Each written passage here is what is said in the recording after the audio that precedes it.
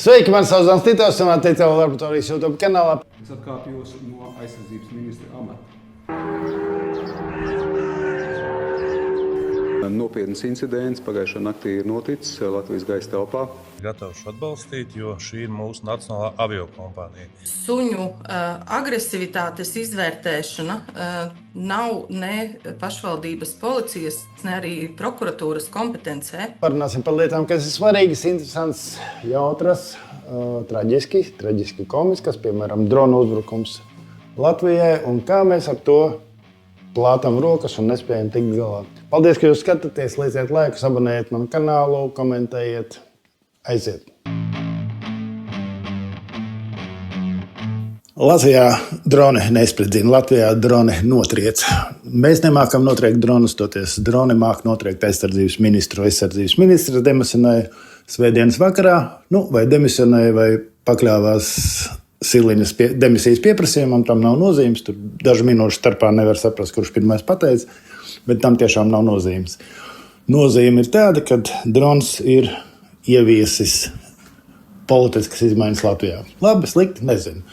Jebkurā gadījumā, ko tas nozīmē politiski, tas nozīmē, ka mums jāsagaida nākamnedēļ, šonedēļ, es domāju, progresīvo lēmums. Ko viņi lems? Vai viņi paliek valdībā, vai viņi nepaliek valdībā. Ja viņi paliek valdībā, tad viss turpinās kā bija. Ja viņi nepaliek valdībā, tad izveidojās mazākuma valdība, kurai līdz vēlēšanām tā kā būtu jāvelk. Un tā ir Siliņa. Viņa nekur šajā gadījumā nedēsies, nāksies viņai līdz vēlēšanām pacies Latviju tauta.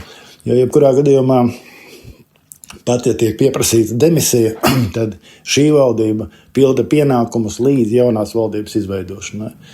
Un, ja Saeima pieprasa Siliņas demisiju, tad tā Siliņas valdība veiks valdības funkcijas līdz jaunas valdības izveidošanas. Un jaunu valdību izveidot 4 mēnešu laikā līdz vēlēšanām, manuprāt, nav iespējams. Jo neviens nebūs gatavs pāris mēnešus, tad vajadzēs deklarācijas rakstīt un koalīciju veidot. Tad tur paliek 2-3 mēneši, ko vadīt valdību. Diez vai pats Šlesers būs tam gatavs. Tā kā skatīsimies, kas notiek tālāk. Dubļu cīņas ir sākušās. Demisijas tajā preses konferencē Sprūts jau uzmeta dubļu kaudzi visiem saviem bijušiem partneriem. Gan Vienotībai, gan apvienotam Sārakstam, zemniekiem. Var sakot, visi slikti, tikai viņa Dartaņans. Lai progresīvie savu soli ir izdarījuši. Skatīsimies, kas notiek tālāk. Vēlēšanas, dubļu cīņas. Būs interesanti. Paskatīsimies, kas tur ar to dronu bija tomēr.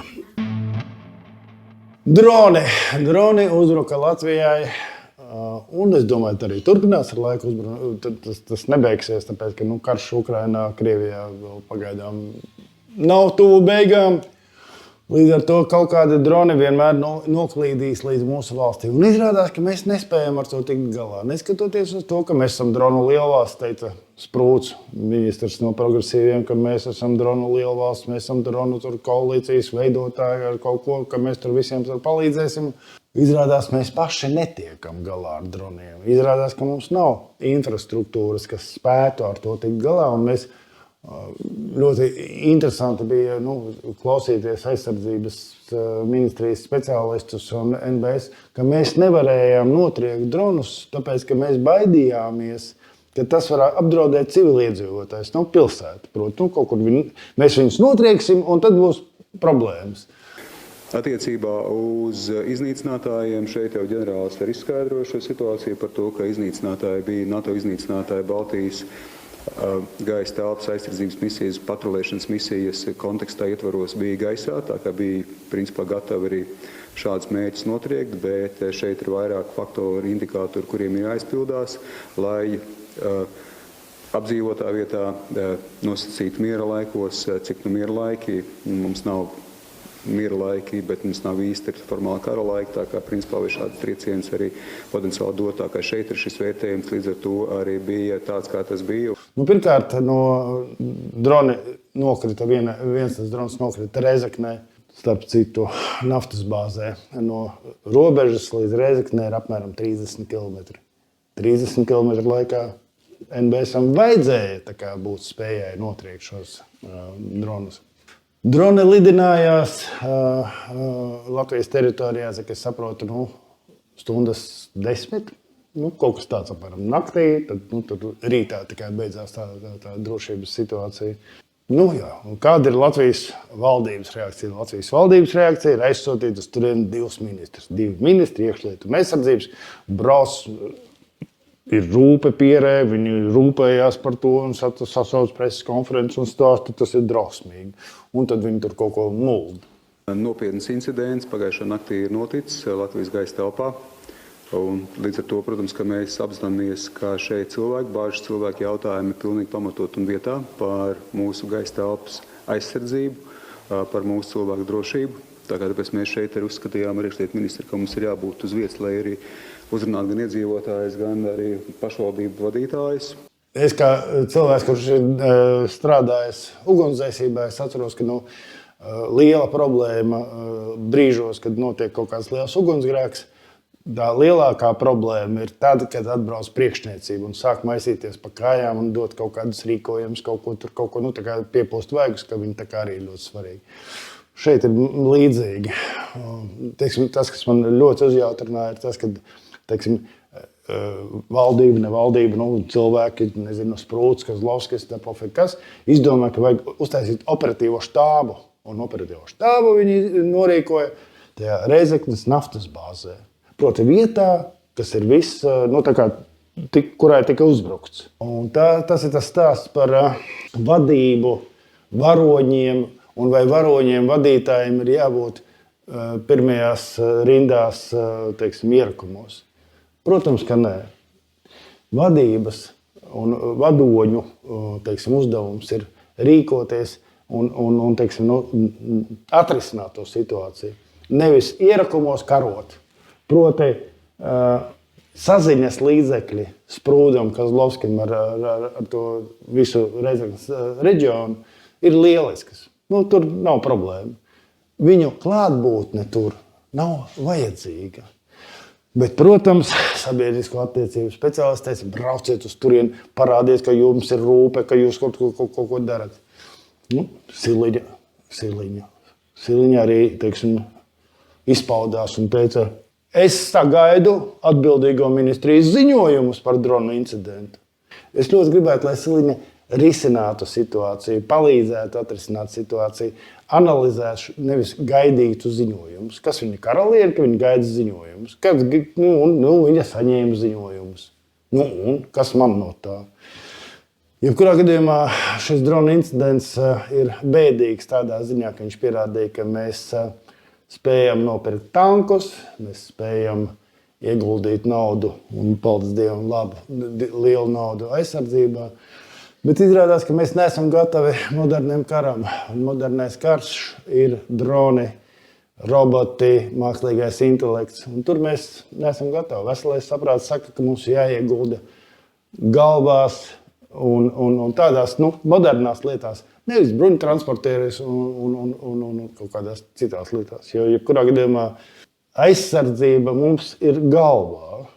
Un es vienmēr domāju, kā mēs varam sevi aizsargāt. Un tad man liekas, ka ir ļoti svarīgi saprast. Visu laiku tur kaut ko mulda par to, ka Ukraina spēja sevi aizsargāt, mēs arī spēsim sevi aizsargāt. Mums kaut kas ir jānoturās, jāatcerās, ka Ukrainas kara gadījumā tajās pirmajās dienās tā teritorija, kas tika okupēta, bija apmēram Latvijas mērogā. Tā kā, ja Krievija gribēs mūs okupēt, tad viņi dažu stundu laikā to izdarīs. Dažu dienu laikā.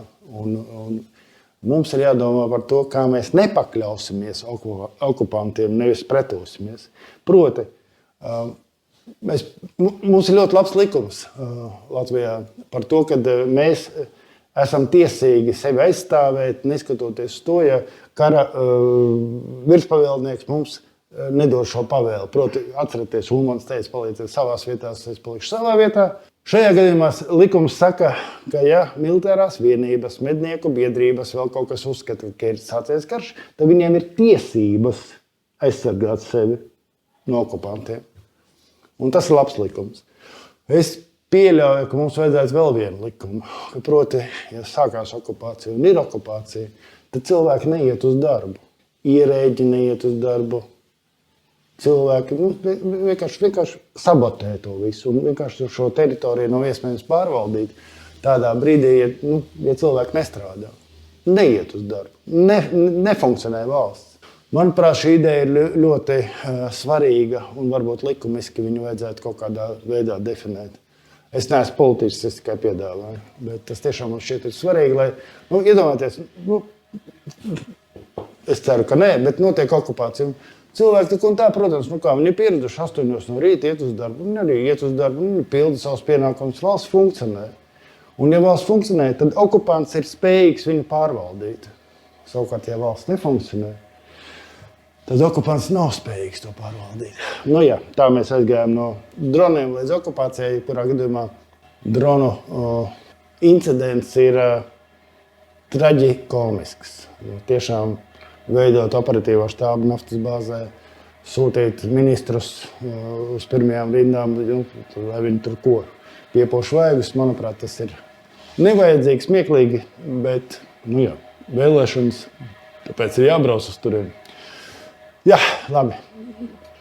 Lieciet laikus, esiet tik laipni. Ja jums ir iespēja, atbalstiet manu kanālu finansiāli. Visiem paldies, kas iepriekšējā raidījumā atbalstīja. Tur bija, man liekas, 60 eiro es saņēmu kopumā no cilvēkiem, dažiem 10. Tā kā liels paldies visiem tiem, kas man ziedo. Un dariet to, ja jums ir tāda iespēja. Paldies. Ejam tālāk. Droni lido, bet lido arī Air Baltica. Un Air Baltica stāsts, viņš, protams, ir tāds hrestomātiski interesants. Interesants viņš ar to, ka mēs tur guldam naudu, guldam. Un mēs sakam, ka tas ir strateģiski svarīgs uzņēmums, ir svarīgs investoriem. Labi, tur sīkums vēlāk par to pastāstīšu, kad ar visu to, ka mums ir Air Baltica, bet mums ir pēc ieguldījuma mazākas investīcijas nekā Lietuvā un Igaunijā. Bet, labi, pofīgi. Bet ko saka politiķi? Politiķi saka, ka viņi ir personīgi gatavi galvot par aizdevumu 30 miljonu. Valsts piešķirs Air Baltica īstermiņa aizdevumu 30 miljonu eiro apmērā. Ja jums būtu jādod savs galvojums, jā vai nē? Es būtu gatavs to darīt, un arī jaunās vienotības frakcija ir gatava šo atbalstīt, jo šī ir mūsu nacionālā aviokompānija. Tā ir ļoti svarīga mūsu ekonomikai. Tātad, Edmunds Jurēvics, es to biju palaidis garām, tas tiešām tā ziņa bija jau nav tik jauna, bet Edmunds Jurēvics, viņš paziņo publiski, ka viņš ir gatavs, un viņa frakcija arī personīgi galvot par 30 miljonu aizdevumu Air Baltica. Ko nozīmē personīgi galvot? Personīgi galvot nozīmē, ka viņš ar visu savu īpašumu, kas viņam tur ir, viņš, ja tas 30 miljonu eiro kredīts netiek piepildīts, tad viņš personīgi savu māju, dzīvokli, mašīnu, visu atdod un tā kā visu zaudē.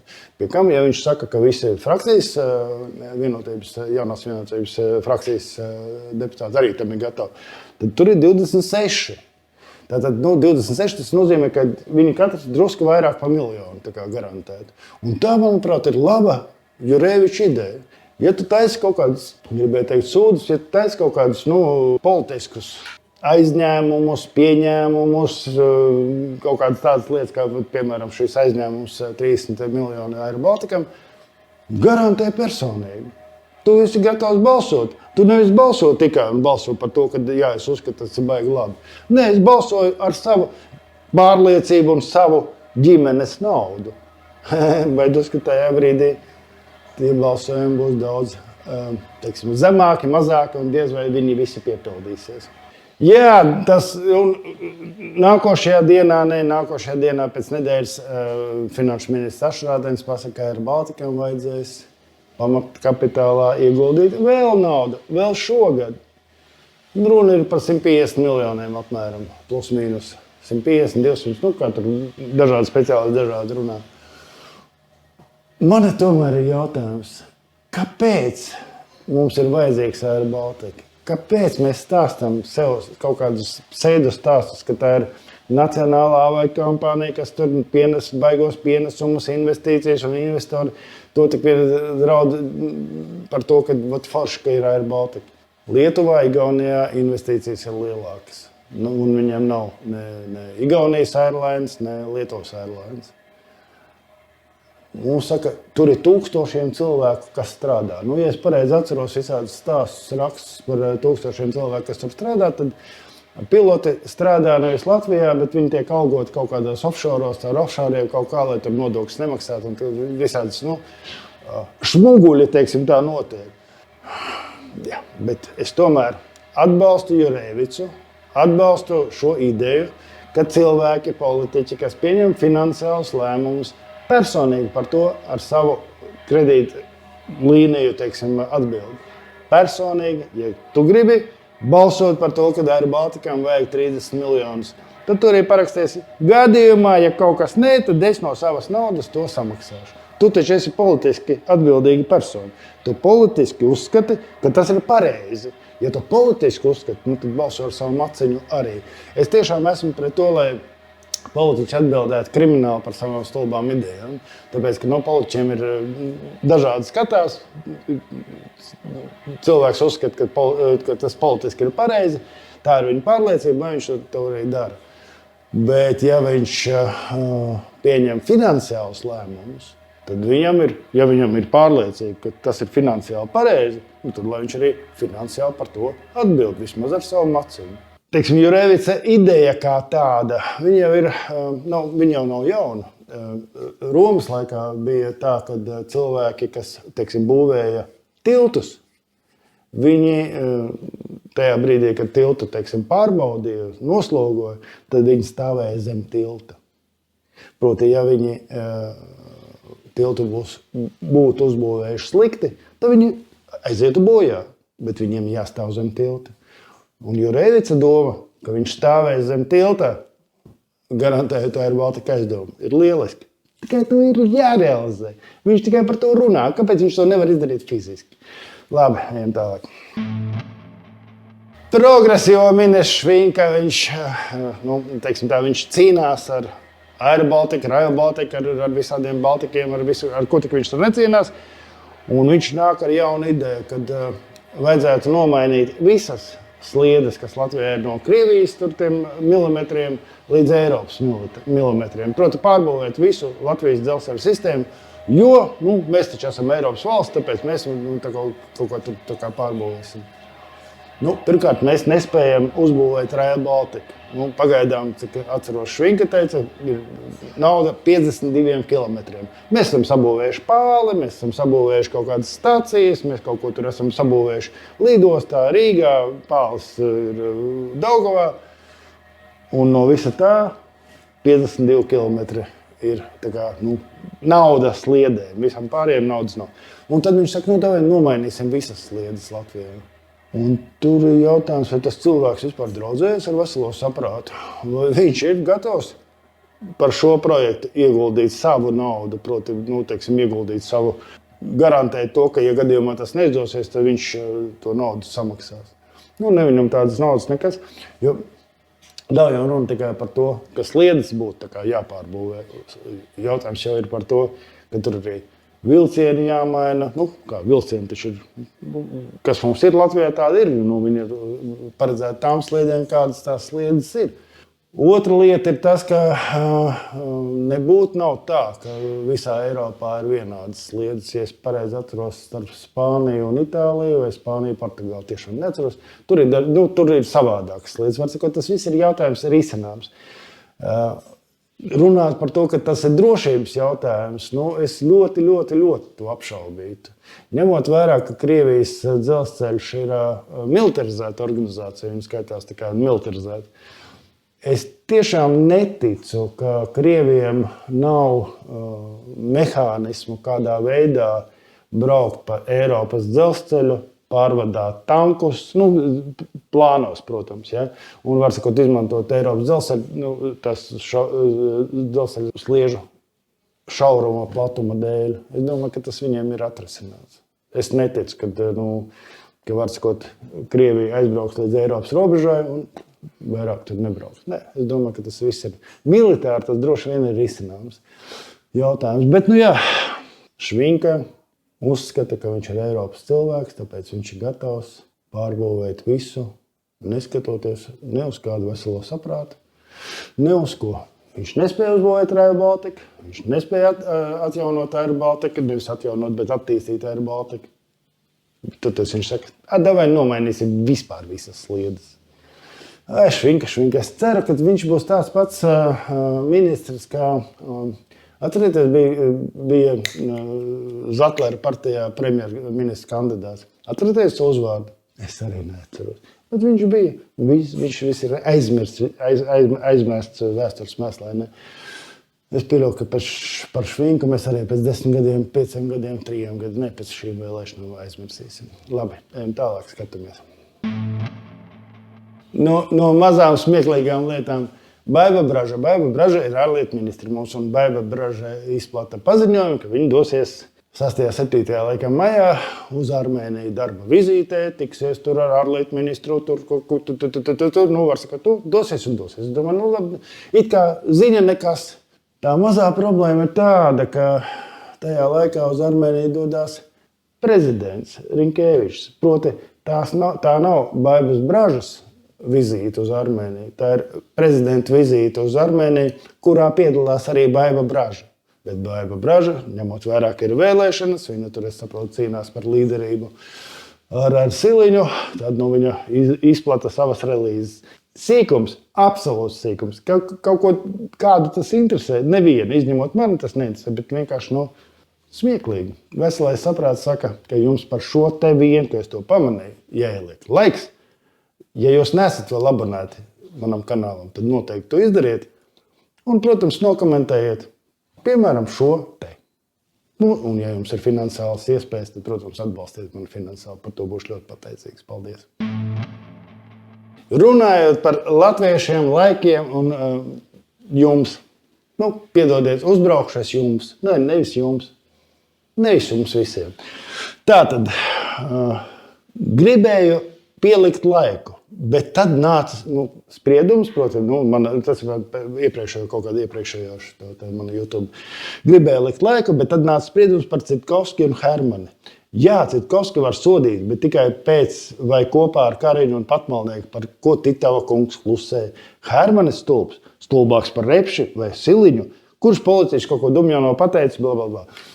Mīļie cilvēki, ja jūs domājat, ka visam manam sižetam ir jāatbilst jūsu vēlmēm, un tad jūs mani novērtējat ar laiku. Tā tas īsti nav. Tad mēs tādi latvieši esam, mēs nevaram viens otru atbalstīt. Jūsu laiki palīdz manam kanālam attīstīties, palīdz to kanālu nodot citiem. YouTube izplata arī tur piedāvā citiem cilvēkiem. Tas ir, ja es pateicu kaut ko ne tā, kā jūs domājat, jūs domājat, ka jūs man sodat, ka jūs neielikāt laiku? Mīļie cilvēki. Nerunājot par to, ka tas, protams, ir stulbības, tāpēc, ka mans stāsts par Hermani, nevis par Hermani, bet par Citkovski un Kariņu ir ļoti vienkārši. Es tiešām uzskatu, ka pildīt nelikumīgas pavēles ir nelikumīgi, par to ir jāsoda, bet ir pilnīgi loģiski, ja soda cilvēku, kurš pilda nelikumīgas pavēles, tad tas cilvēks, kurš dod šās nelikumīgās pavēles, protams, arī ir sodāms. Šajā gadījumā Kariņa kungs. Bet, jebkurā gadījumā, nesodiet mani ar saviem nelaikiem. Laikojiet. Atbalstīsim viens otru. Nevienmēr mēs viens otram piekrītam. Bet, ja jūs skatāties manu kanālu, atbalstīsim viens otru. Pat, ja jūs nevienmēr piekrītat man. Veselais saprāts saka, ka mēs ir latviešiem problēma vienam otru atbalstīt. Man arī, es arī esmu latvietis, un man ne visus atbalstu, neskatoties to, ka mīlu jūs visus. Ejam tālāk. Bauskas suņi. Bauskā, ja jūs atceraties, tika nošauti 3 suņi, tāpēc, ka viņi bija it kā agresīvi, neagresīvi, kurā gadījumā viņi bija aizbēguši. Tur kaut kad visādi stāsti par stirnām, ko tur viņi esot nokoduši, nekoduši. 4 cilvēki ir uz apsūdētā sola. 3 policisti, 1 mednieks, var sakot šausmas, 3 suņi nošauti, un 4 cilvēki ir uz apsūdētā sola jau aiziet līdz tiesai. Ļoti patika, prokuroras teiktais, ka ne jau prokuratūra vai policija var spriest, vai tie suņi ir agresīvi vai nē. Vai suņi bija agresīvi, vai to ir izdevies noskaidrot, vai tā bija tikai versija no pašvaldības policijas darbiniekiem? Manuprāt, suņu agresivitātes izvērtēšana nav ne pašvaldības policijas, ne arī prokuratūras kompetencē. Tātad prokurore, kas sēž kabinetā, viņi saka, ne jau tie tur cilvēki uz vietas var saprast, vai tie suņi ir agresīvi. Vai tur tiesa lemj. Ja tie suņi būtu kādi nokoduši vai sakoduši kādu cilvēku, kurš atbildētu? Protams, ne jau tā prokurora. Atceraties, bija stāsts par Salacgrīvā medmāsu, kuru sakoda agresīvu suņu. Viņa medmāsa pildīja savu pienākumu, tur potēja kaut kādu vecmāmiņu, iznāca ārā no mājas un viņu sakoda agresīvu suņu. Smagi sakoda tur. Un kā jau es tev teicu savos iepriekšējos video, par to Salacgrīvas medmāsiņu neviens neinteresēsies. Bet par to 3 suņu nošaušanu interesēsies visi. Būs panorāmas sižeti, būs cietumsodi, būs sodi, vismaz tiesas. Siliņa, kura teica, ka gadījumā, ja es nebūtu premjere, tad es aizstāvētu šos suņu īpašniekus un mēģinātu nosodīt tos suņu šāvējus. Kā tas ir iespējams? Man tos suņus ir žēl, protams, bet es saprotu, ko nozīmē suņu bars. 3 suņi ir bars. Un barā suņiem, dzīvniekiem rodās citi instinkti, viņi kļūst agresīvi. Tie cilvēki, kas nolēma, mednieks nolēma, nevis nolēma, bet viņam ļāva un viņš to darīja, diez vai viņš to darīja, domāja, kur sēž mierīgi sunīši, vai ka es viņus nošaušu. Zinot medniekus, mednieki nav tādi. Mednieki saprot, ja viņi nav agresīvi, tad viņi tur arī droši vien pagaidīt. Jebkurā gadījumā izskatās, ka mēs esam gatavi aizstāvēt suņus, kaķus, peles, visus pārējos, tikai ne cilvēkus. Tas man tiešām biedē. Jo par Salacgrīvas medmāsu sižets bija panorāmā, ka tas notika, pēc tam vairs nekas. Pofik tāda medmāsa. Vai tur tie suņa saimnieki ir sodīti vai nav sodīti, tie, kurš sakot, kuru tas interesē. Bet nošauties suņi jau, tas ir sunīšu žēl. Paldies, ka jūs skatāties, lieciet laikus un nebēdājieties kā es. Priecājieties galu galā. Mums ne visiem, ne uz mums visiem krīt droni. Paldies jums tālāk. Es esmu strādājis panorāmā gan kā žurnālists, gan kā producents. Un nebeidz izbrīnīt dažkārt panorāmas, šajā gadījumā Rīta panorāmas sižetu izvēle. Paklausieties. Vēl Igaunijas sabiedriskais medijs informē, ka pagājušā gada lietainās vasaras dēļ šogad zemeņu raža valstī būs neliela. Kādā saimniecībā Tartu apriņķī pārmērīgais mitrums izpostīja apmēram 40% jaunos šos kultūra augu stādījumus, tāpēc produkcijas apjoms un ienākumi šogad būs būtiski zemāki. Mēs plānojam vasaras beigās atmaksāt pavasara stādīšanai ņemtos kredītus, bet šos plānus nācās atlikt uz nākamo gadu. Tā norādīja īpašnieks Erle Hermans. Tomēr eksperti pagaidām prognozēt ogu cenus, jo tās būtiski ietekmē arī imports. Tātad Igaunijas zemenes. Un sakiet man lūdzu, kāda, Mārot, kāpēc man ir jāklausās sižeti par to, ka Igaunijā pagājušajā gadā bija mitrs un tāpēc šogad būs slikta zemeņu raža? Man pofīgi, kāda Igaunijā būs zemeņu raža. Tā pilnīgi vienalga. Tā, ka vispār neinteresē. Man nav ko teikt. Veselais saprāts šeit atpūšās. Jā, ejam tālāk. Bet gribu jūs iepriecināt ar dažām lietām. Vienu lietu, kas man tiešām ļoti iepriecināja jau sen, un es ļoti sen jau to gribēju ielikt, bet paskatieties šo video par Japāņu volejbolistu.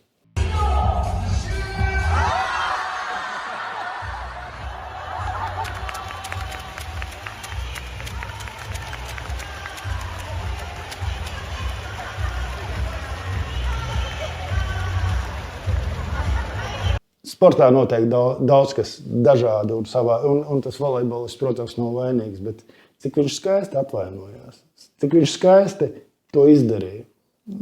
Man prieks ir tādas lietas parādīt jums. Nav mums tikai viss slikts, viss ir labi arī visā pasaulē, ne tikai Latvijā. Latvijā arī daudz kas labs un jautrs un jauks. Ejam tālāk.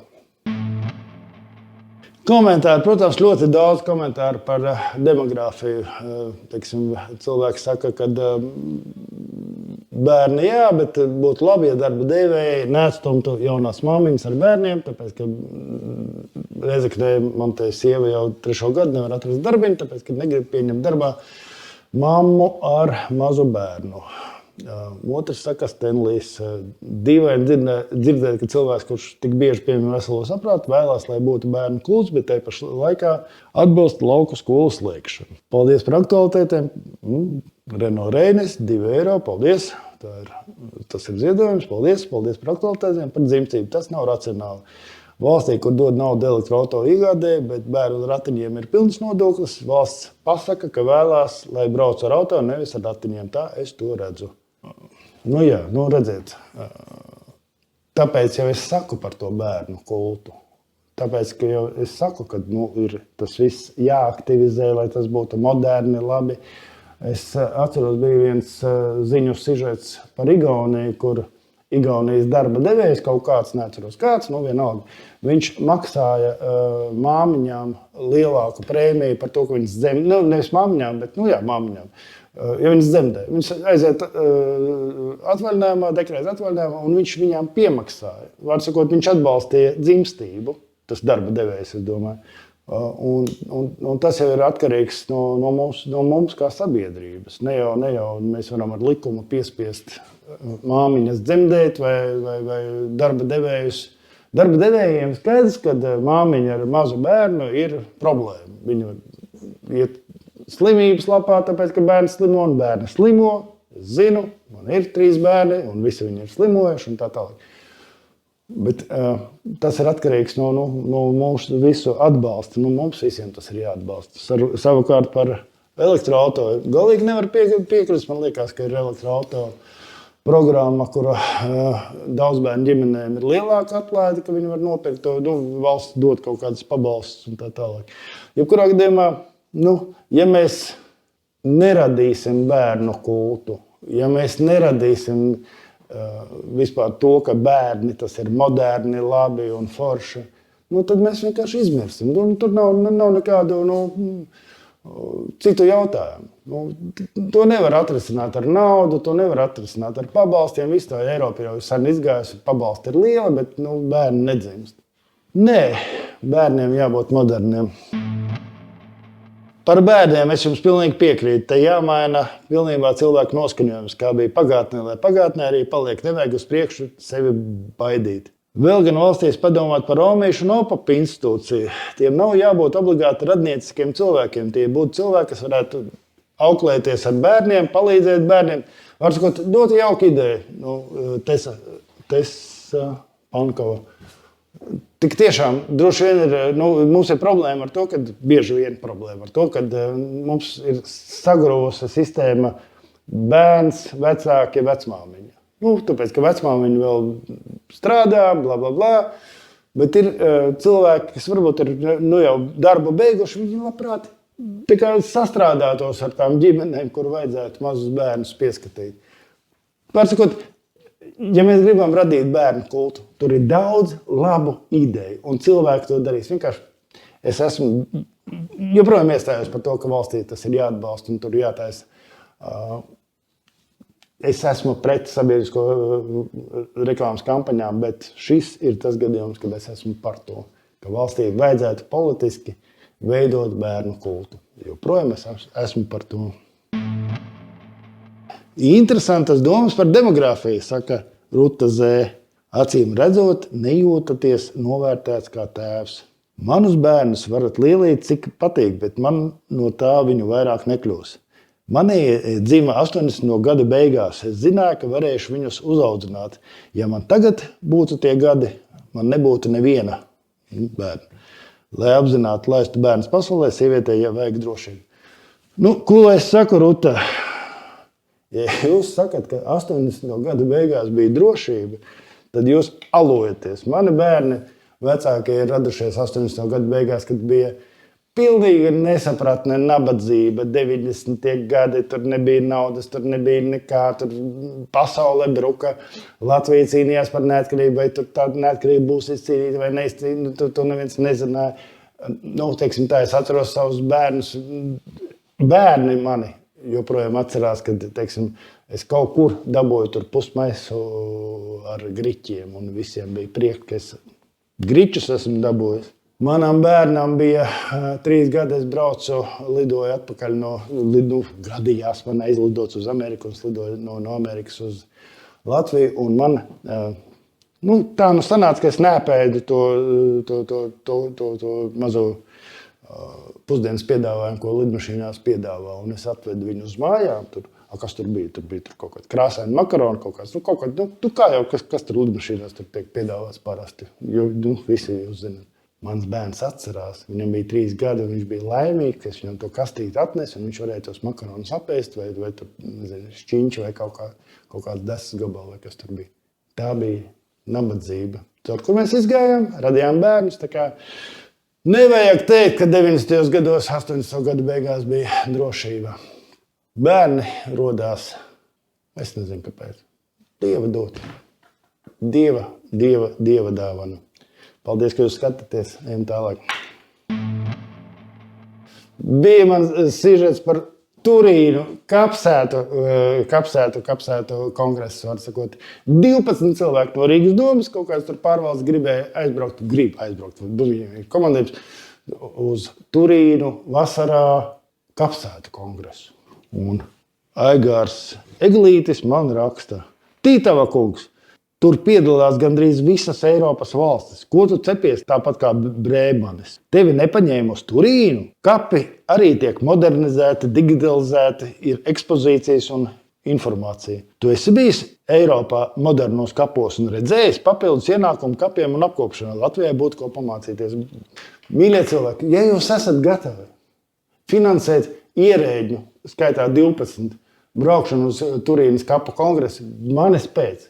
Tikai ne pa manu naudu. Es tam neesmu gatavs. Ņemot vērā, vēlreiz un vēlreiz atkārtošu. Latvijas kapu, teiksim, kultūra ir attīstīta, saprotama un tā tālāk.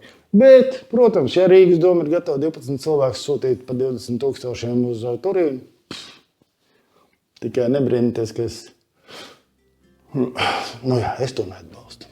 Paldies, ka jūs skatījāties. Lieciet laikus, abonēt manu kanālu. Atbalstiet finansiāli, tas ir iespējams. Līdz nākamajai nedēļai.